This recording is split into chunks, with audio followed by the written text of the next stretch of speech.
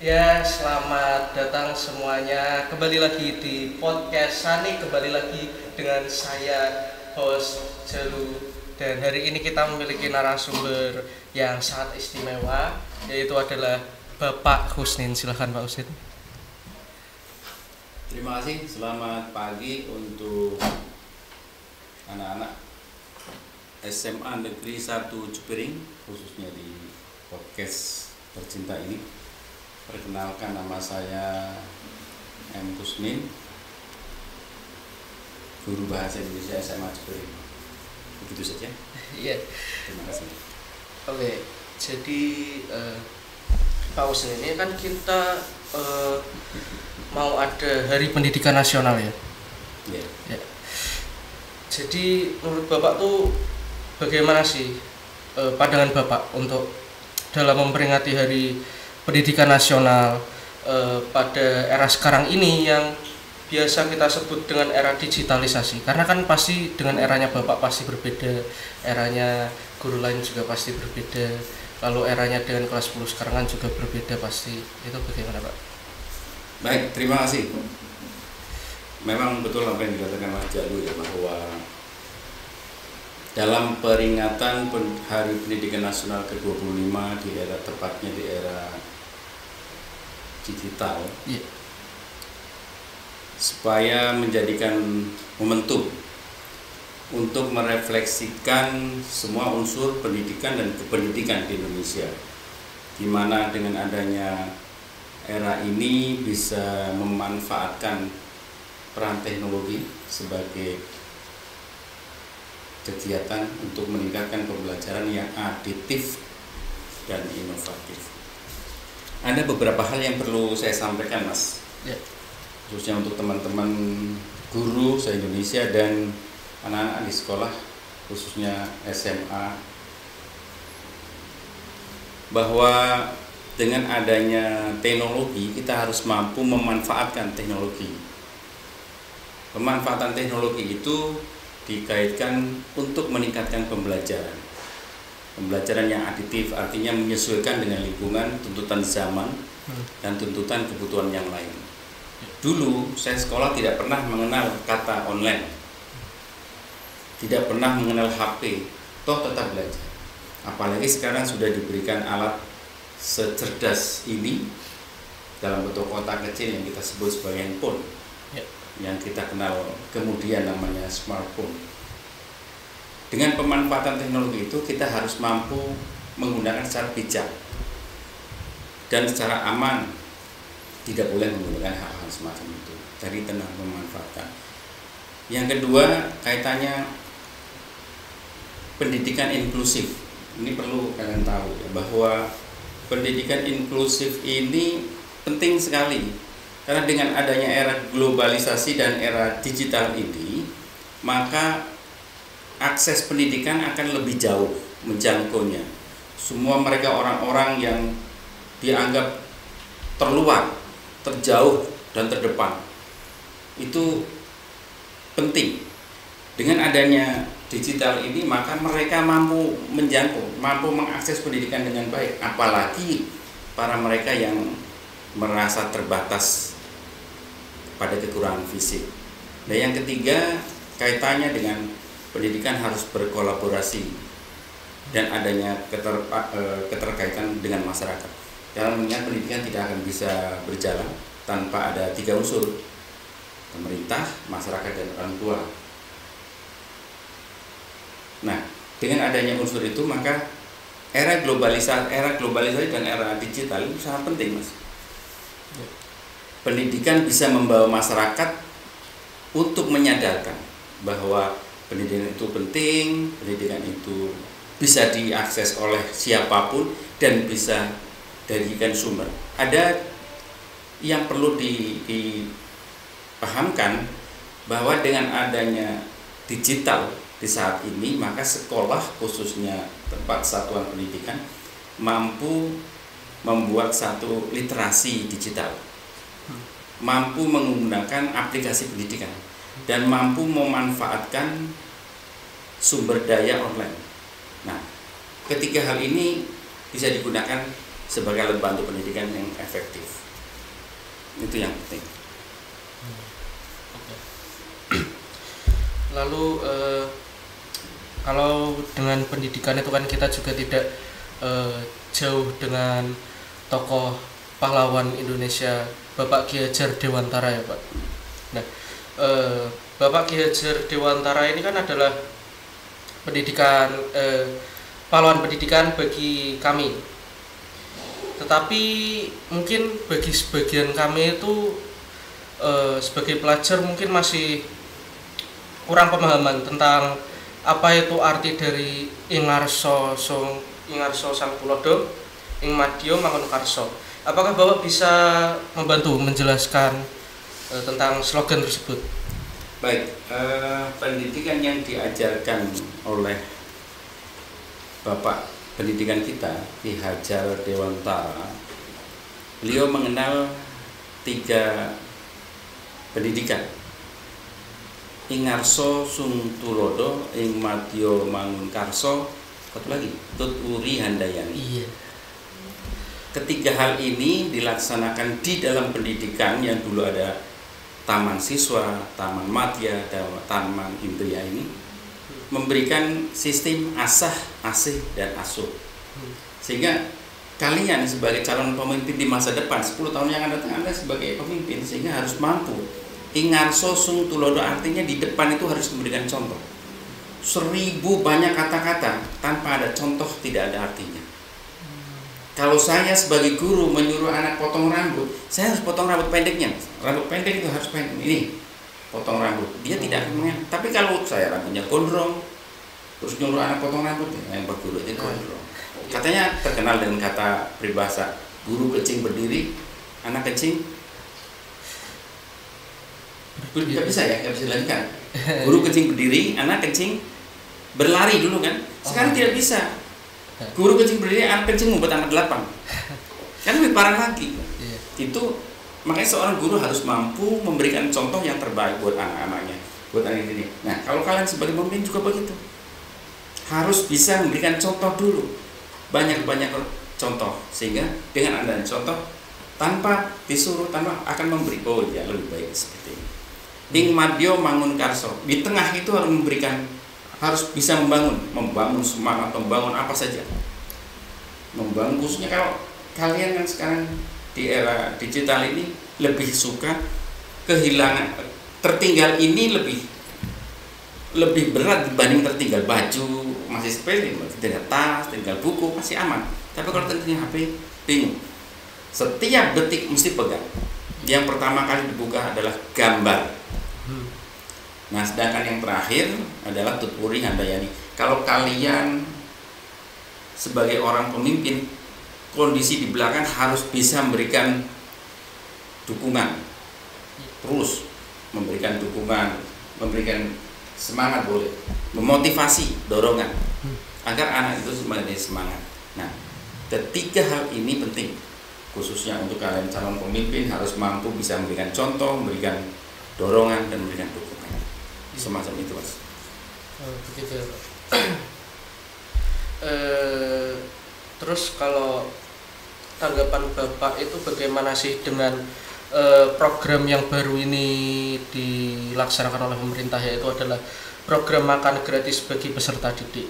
Apakah itu akan berpengaruh ke dunia pendidikan di era saat ini atau bagaimana? Terima kasih, Mas. Oh, ini sebenarnya program ini bagus ya, bukan makan gratis ya. Yeah. Makan bergizi. Iya, makan bergizi. Kalau nggak salah makan bergizi, ya makan bergizi ya, untuk bagi siswa. Itu bagus sekali, Mas. Satu diantaranya meningkatkan kemampuan, meningkatkan mentalitas, meningkatkan kecerdasan anak kan bergizi. Kalau dulu makan apa saja. Saya pernah mendengar atau melihat sendiri di samping rumah makan hanya dengan kecap, nasi kecap, ada nasi garam, ada nasi dengan terasi, ada bahkan yang lebih parah lagi, ada nasi tok, bahkan tidak pakai nasi, pakai ubi. Itu dulu, sekarang tidak ada lagi.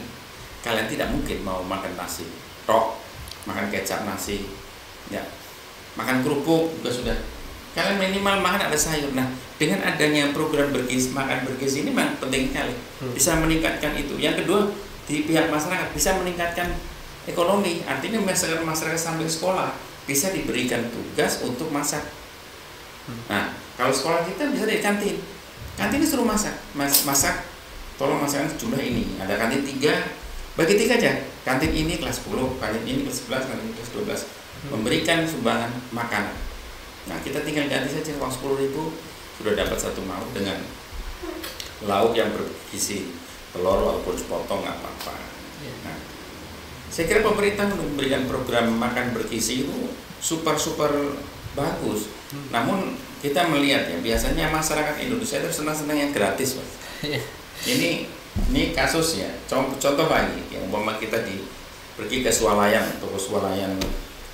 Kalau ada kotak seperti kotak parfum, kotak minuman, ada tempelan. Nah, tempelan apa Mas kira? Ada sampo kecil, lebih suka milih itu daripada yang kosong tidak ada tempelan. Nah, ini menandakan bahwa kita tuh lebih suka menerima gitu, mencari hal-hal yang gratis. Padahal kita dituntut oleh Allah untuk banyak-banyak memberi. Tapi bagus, kita memang mendukung. Di era globalisasi dan era digital ini memang harus seperti itu barangkali. Sesuai dengan program waktu kampanye presiden kita akan memberikan makan gratis pada anak SMA, SD, SMP. Gitu Mas. Oke. Lalu kalau menurut Bapak sendiri nih ya, apakah ada perubahan yang signifikan, hal positif dalam dunia pendidikan selama beberapa tahun terakhir ini? Perubahannya sangat fantastis ya Mas ya, bukan signifikan, fantastis sekali.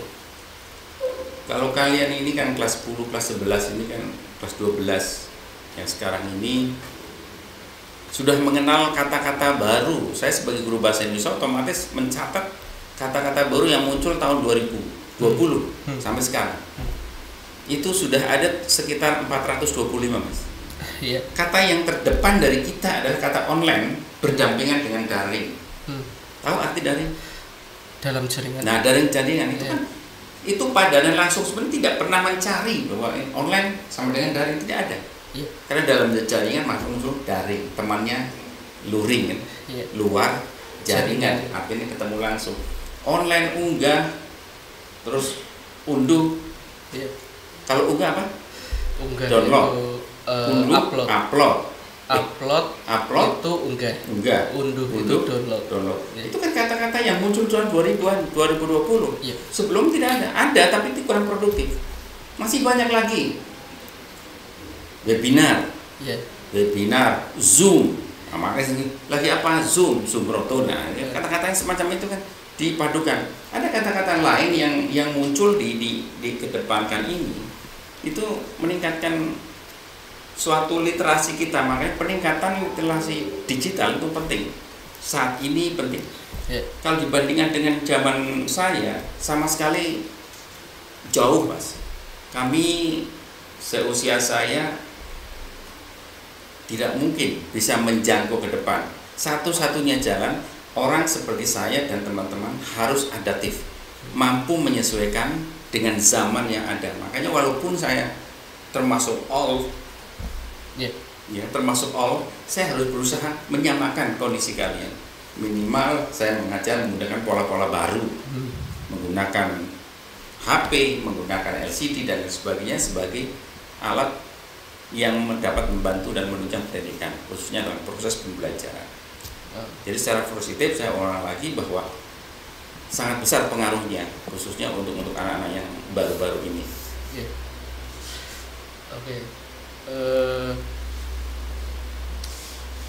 Kalau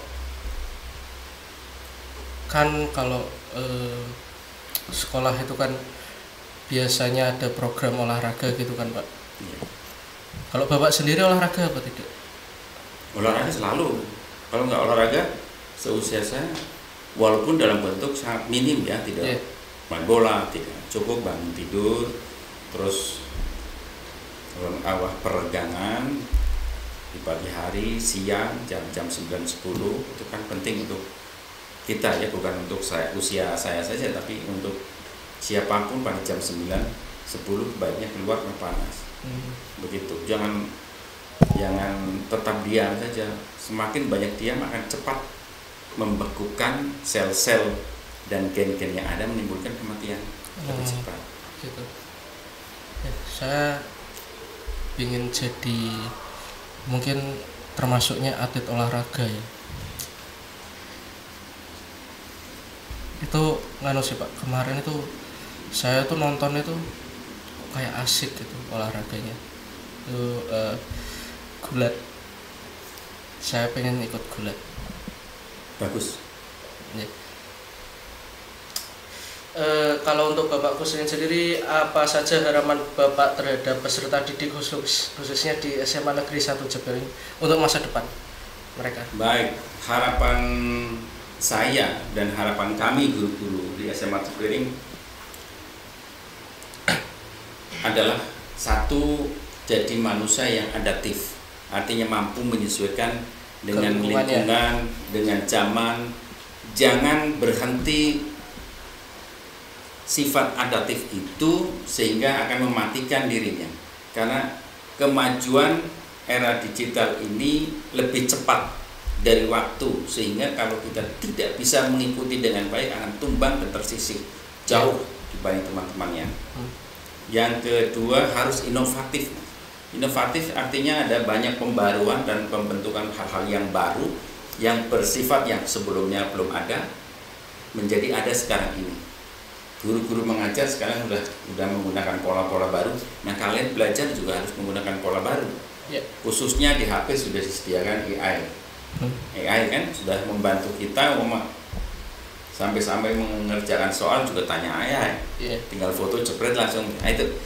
Nah, ini penggunaan teknologi yang tidak bijak, tidak aman, artinya mencuri-curi dengan cara akhirnya membuat kita tidak mau berpikir.